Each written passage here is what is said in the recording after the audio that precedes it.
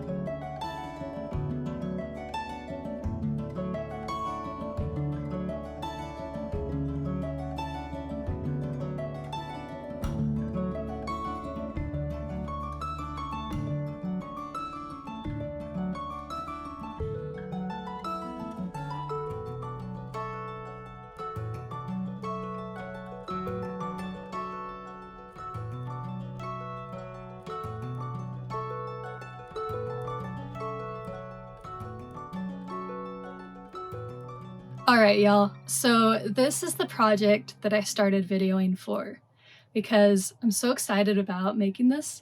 Yeah, I wanted to keep track of it, kind of keep a little record of it, and maybe share the silliness that I'm creating. Anyway, so a little bit of backstory.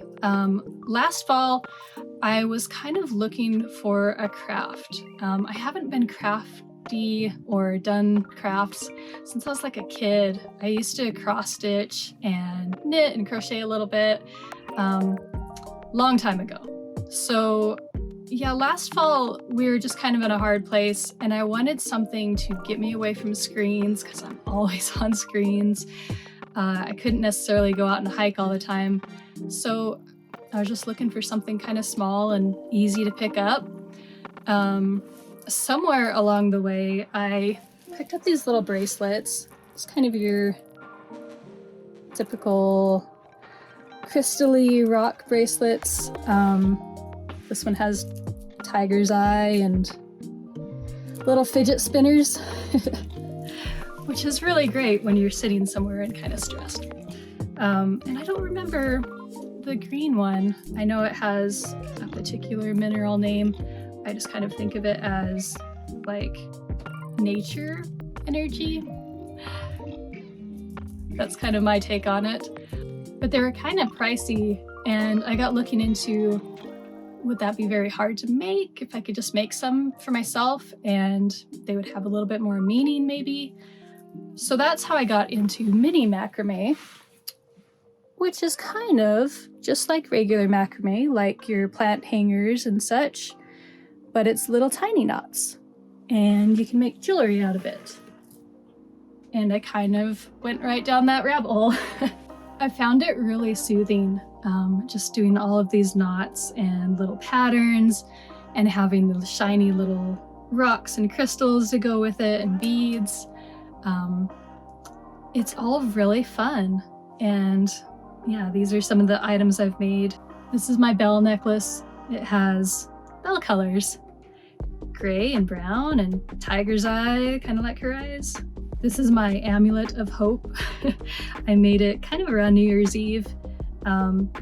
Just kind of putting some hopeful intention into something I made, and it just gives me a little bit of peace when I wear it and look at it. For all of these reasons, I just really enjoy it. And it was the craft that got me into all the rest of the sewing and knitting and crocheting and all of that. Embroidery here at some point. What happened was I got so caught up in trying to capture the feeling of places and nature, art, trying to be more expressive with macrame, basically trying to encapsulate the feeling of a desert wash into a bracelet. I realized I needed to take a step back and kind of look at the overall picture of, that's great and all that a bracelet might remind you of a desert wash, but how does it fit with the rest of your outfit or the places that you're at, things like that. And also I'd like to make these for other people and possibly sell some items. And at that point, I want to go totally silly with it and just do all of these like magic, surrealistic photos with like, here's my bracelet and it helps me shoot fireballs better, or, something like that. Silliness in the best way. But for right now, I'm keeping all of my items in this little green bag, which used to be just fine. Now I have it all kind of stuffed in here, and it tangles and it needs a better home. I've been thinking about different ways to store jewelry. I know you can make like a jewelry box or whatnot, but I kind of wanted something a little more custom. And there's that saying, when you have a hammer, everything looks like a nail. I have a sewing machine and everything looks like a sewing project right now. I also really, really love roll-up tool organizers. The sort of thing where everything has its place. Every tool has a pocket, just particularly for its size. I don't think I'll quite hit that here, but I think I'm gonna try and make a roll-up jewelry organizer. It will work really good for my situation. I can roll it out on the countertop and look at the different pieces and, take photos of pieces I want to sell on it. And otherwise roll it up and tuck it away into a cupboard. And there should be a safer way for jewelry to ride rather than like in a box and kind of bouncing around or hanging and possibly falling. I tried for a little while hanging the jewelry on my little wreath, and yeah, pieces kept falling. That's not a good idea. So on one of my trips to the thrift store, I picked up this fabric as a possible jewelry fabric, but when I go to put jewelry on it, it just seems kind of busy and takes away from the jewelry itself. I just want it to be a backdrop. But I also picked up a couple of dresses with really cool fabric. Like this one has this awesome shiny brocade. This is going to be like a waistcoat or corset or something hobbity and cool. But I got this black one too, which I've already taken apart. But look at this. It's just simple and black, but it has this embossed pattern to it. And it looks really good with the macrame on top of it. It just kind of blends into the background and shows it off. And then there's panels like this one, which was the top of the dress. And it has this embroidery to it that's kind of satin and shiny. These pretty brocade dresses with, the shiny fabric and satin flowers aren't necessarily something I would pick out to wear for myself. I love the fabric, but it's about when I started thinking of mixing it with a roll-up tool bag and homemade crafty bracelets, that weird, silly mishmash, that actually does feel like me. And that's about when I started thinking, maybe I'll video this and maybe other people will like this sort of thing too. Okay, so here's the plan so far, or at least my thought process on how to put this together. I originally took basically a quarter of the dress skirt, and I thought maybe this would be a good size, for a roll-up little bag, but I got laying my jewelry pieces I already have out on here, and it was just going to fill up really fast. So I think instead I'm going to go with a half of the skirt to be the base, and if I'm playing with that, I think it'll work pretty well. I have room for a lot of necklaces and bracelets, but I do think I want to have pockets to keep things from sliding out, especially heavier items like that. And I got rolling it up and noticed, you can see I've cut corners off of these pieces here because when you roll it up, the corners were just kind of sticking out. So I've already played with this a little bit just to try and finesse it just a bit before I sew things all up. So these parts were kind of the bodice of the dress, and there's the pretty stitching. I think I'll make the pockets out of these. So I'm going to cut the tops off, kind of like so,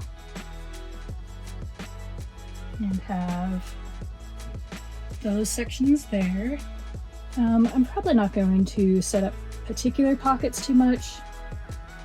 Probably just stitch up along the edges and let it capture all the pendants and bracelets and rings and whatnot. And then along the top here, I thought I would put in some straps, and I thought about doing maybe leather or some fabric or something like that, and it just wasn't looking right.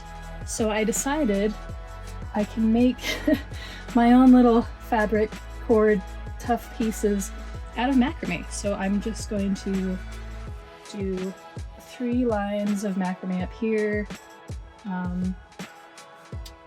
and sort of sew them down in sections so that you can pull up the necklace or a bracelet and have them a little bit more secure. And then the whole thing will roll up like so. Here is the back of the bag, because we don't want these raw edges, so I had already pulled these panels apart. That's okay, I'll just stitch that back together. And then here's the interior.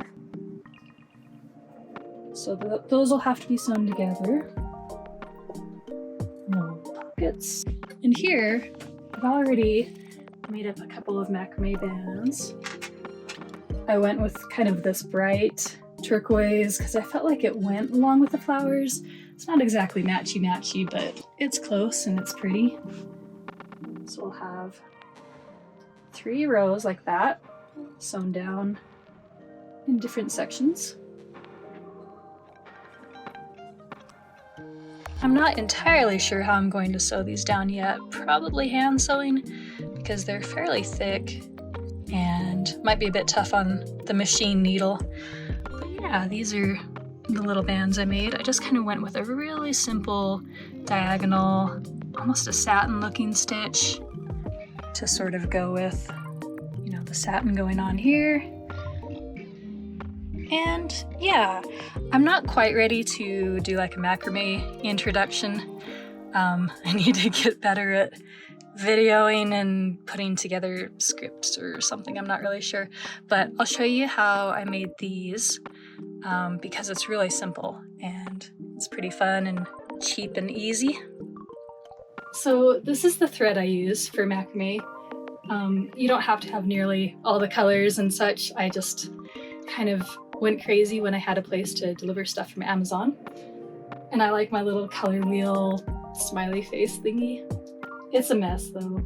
If you're particular about things being clean, this is not the greatest way to store it. The little threads like to come loose. But this is my favorite kind of thread because the knots that you make with it are really visible and very clean looking. You can also use thread or cord, like this sort of thing. This is from Michaels.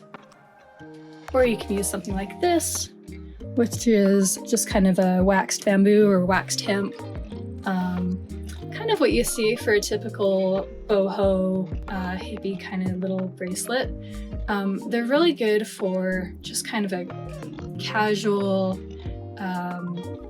looking style, but you get differences in the knots that if you want to do more perfectionist looking work, or you want everything to kind of be the same size so that you can draw little leaves or patterns with the knots, this is going to look a little sloppier, or at least it does with me. Maybe I'm just not quite as good with this cord as I want to be.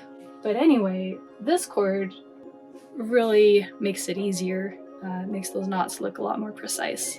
So I like it because of that. So I've talked about the cord, and you can easily find little 4-pack samplers of this S-Lawn cord at like a Michaels or a Joann's.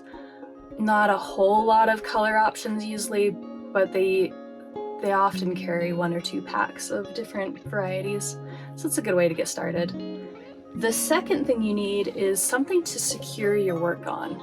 So this is my kind of super cheap way to handle this. There's such a thing as a beading board, which it's generally a sort of felt surface that you can stick pins into. I did start out with just a piece of like cardboard and tape because I wanted to start super cheap. I didn't know if I'd like it or not. Tape is not, it's not the greatest. It's not very fun. The tape, you know, the sticky goes away pretty quick and you're always like retaping and moving stuff. Just honestly grab yourself a pack of pins and either some cardboard, or what I did was I bought a super cheap on sale piece of felt and just glued it onto the cardboard. It's really cheap and easy and it works. This is kind of ugly and messy because I've used it for so long. And this is my, I was making an attempt at different chainmail bracelet options. I went with a bright yellow color for the felt.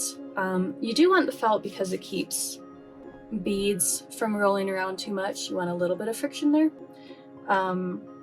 And I feel like the color of the felt kind of makes a difference. I went for a brighter one so that I could contrast like darker threads against it. But bright yellow is kind of hard to look at a lot, so maybe don't go with a color that bothers your eyes. And I will try to make a nicer looking one for videos because I did not have that planned when I made this. But yeah, really it doesn't take much. It doesn't have to be terribly big. You just want enough space to pin at least a few inches worth of bracelet or necklace or whatever you're working on. Once you get into wider bracelets, you'll end up with a lot of these threads and trying to manage them. So it's nice to be able to pin them up out of the way, kind of sort them out, things like that. There's a little bit of a steep learning curve when you're just learning the knots, and after that, it's really not bad. It feels about like knitting or crocheting, like just something that you can jump into and start having fun pretty quickly. The third thing that you'll probably want to do along with mini macrame is have beads, because I mean you're gonna hit a craft store and see like Michaels has a whole aisle that's all of these pretty sparkly shiny beads, and man, if you like sparkle like it all or pretty rocks, it's so addicting. So there's lots of, I mean you can do seed beads. I was going to try to hold these all up to the camera and that was not working. Yeah, so they come in, the little beads come in little jars for seed beads, various sizes. Often you get them in these strings. Like you can get little 4 packs of different sizes that all look good together, or just these one-off strings. You'll want something to put your inevitable collection of beads and stones in. I did something kind of sad. I had this fishing tackle box that I love and I've used somewhat, but not nearly as much as I wanted to. And it actually turned out perfect for this. So it has its little, it's just your typical plastic, small item container. I don't know what you would call this. This was for lures. It works fine for beads. I think there are really cheap ways to get these sort of containers. Anyway, it works pretty good. So I just,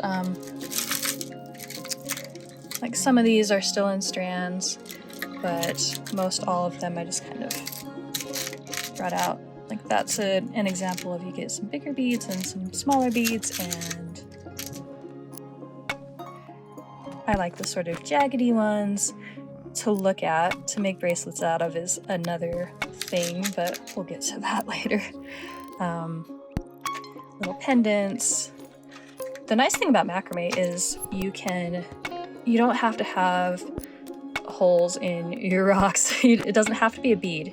Like this was just a tumbled rock at a gift store in Idaho Falls. It was a local rock collector who had, just a kind of a collection of tumbled rocks for sale. But you can just make these little nets and make pendants out of stones of various sizes. It's a pretty wide open hobby. And by that I mean, you're not necessarily limited to beads or particular materials. It's just cord, it's just knots, and some pretty shiny rocks. If you want them, you don't have to have them. You could just do little patterns. It just feels really exciting to me because it's so open. Here's some cabochons. I think this is called like an artificial jasper. I don't know what that really means. Maybe it's glass or plastic. But that can become like a bracelet like that. And then here you've got some seed beads. And then I had some matching jasper beads. It's all really fun. As far as some of these stones, what I'm running into is, you can get your stuff from Michael's, and that doesn't always feel great because how was this made? Where did it come from? You've got some of your actual stone. Where did that come from? Like, how ethical are these?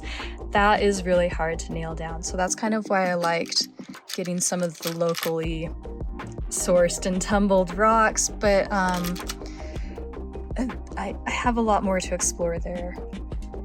I also really like glass beads because you can get a little bit more back history there, and they're just so pretty and different. Like these look like marbles. Yeah, I'd go on and on about these. Some of the other things you might want starting out with mini macrame are just get yourself a decent pair of scissors, sharp scissors. I played around with my dull kitchen shears for a little bit, but it's just so nice to have a good sharp pair that cuts cleanly through the cord. Simple enough. And you'll want a lighter because the fun part, well, macrame is really fun, but one of the really fun parts is when you are cutting the ends of macrame cord off, you can, because the cord is polyester? Plastic of some sort, it melts. So you can heat it up and just kind of burn the ends into the bracelet to clean it up. And it's kind of this really magical playing with fire to seal off your bracelet thing. That's, yeah, if you like playing with fire, it's pretty fun. Anyhow, back to the project at hand. We're making this strand, which is just simple half hitch knots over and over again at an angle with 4 strands of cord. This one is boiling down to be about, you need 4 times the amount of cord as what you want the end product to be. I haven't quite figured out measurements for this sort of thing because it's always different. Your different bracelets and things use different knots. Hopefully I can be a little more knowledgeable about this in the future. For now, I'm cutting 2 meters of cord, 4 cords, to make basically 50 centimeters of the end strap. One other quick thing about the cord and the beads that I've noticed is I will sit down to make a project at night and colors will look amazing together. And I'll get halfway through a bracelet or something at night watching TV or whatever, look at it the next day in sunlight or just even more light and hate it because it just looks so weird. So get yourself some good light, or like look at the beads and cord mix in sunlight before you decide on the colors you want to use. Yeah, trust me on that one. I don't know if it's the same for like yarn and paint and things like that. Maybe it is, but it's deceiving. You can get different shades in these cords that don't always play perfectly well with each other.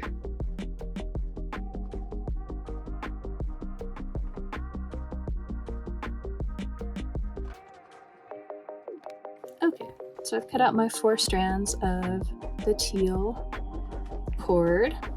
Generally with mini macrame, you start out with some sort of knot, either at the end or the middle of your project, and you pin that bad boy down so that you can pull knots against it. And then you go on with your pattern. Okay, so here's the board. The knot is pinned down. This is the part where I am probably not your best bet for how to learn how to make these knots. What you'll want to do is go find yourself a good tutorial on a half hitch knot. That is all we're doing here, just over and over again, but it'll be at a diagonal. I also just want to apologize for my tomboy fingernails. They're not the prettiest, I'm so sorry. Maybe in the future I'll start painting them and clean them up a bit for videos. So what we're doing here is basically, because we're doing this diagonal line of knots, we're going to pin a section to start out this diagonal line, and every one of these lines is one of these cords put against the other 3, and then a series of double knots with each cord against it. I'll just show you because that will make more sense than me trying to explain it.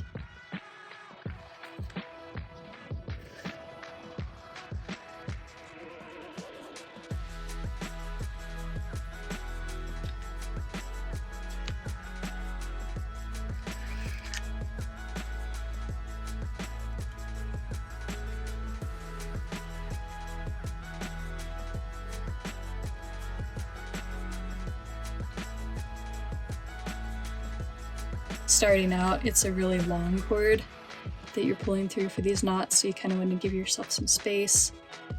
Another tip that I've been learning is you just kind of want to be finicky about these knots, especially starting out, because it gives yourself a good base for the pattern to continue. And you just want these really tight, consistent knot sizes. Otherwise it can start looking sloppy pretty quick.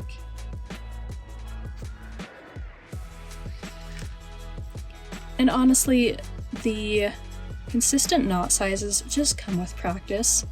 It's really kind of frustrating at first, or at least it was for me, that they didn't look perfect. But yeah, just let yourself practice a lot. It's fine. Make yourself some starter pieces that you're not terribly hung up on, and just go from there. So here we'll do a second row. We brought 1 cord across with all of these knots, and we just repeat this over and over again until she's done.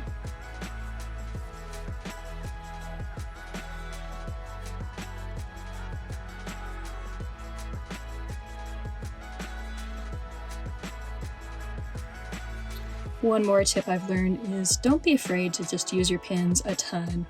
The more leverage you have in the right spot for these knots, the easier it is to make them look nice. So yeah, if you're coming at this with kind of a math brain, or you like counting stitches, etc., this was 6 little knots across this strand, which is basically a half hitch from each of these, and a half hitch being 2 knots a piece per cord. Super common stitch or knot. Basically, this is your knit stitch, this is your single crochet. It's your base building block that you would just repeat over and over again. And yeah, the more you do them, the easier they get, and you start figuring out your tension and how you want the knots to look, and being more consistent. It looks a little bit intimidating trying to figure out, oh, which strand goes over which, but I promise it is easier than it looks and just takes a little bit of muscle memory, honestly. So yeah.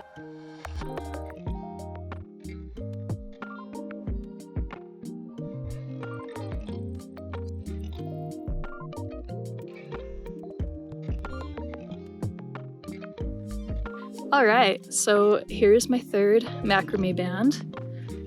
Got all 3 ready to go for the jewelry organizer, which I thought I would be done with in this video about 2 weeks ago. And just life keeps getting in the way, but also my perfectionism. The gap between where I want to be and where I am is huge and growing all the time too, which makes it worse. I'm loving all of this crafting and learning the creative stuff and just having time set aside to be creative. It's super fulfilling, but also just that frustration of not being where I want to be. So I just want to finish this video and move on to the next, because there's exciting things happening and that I want to work on.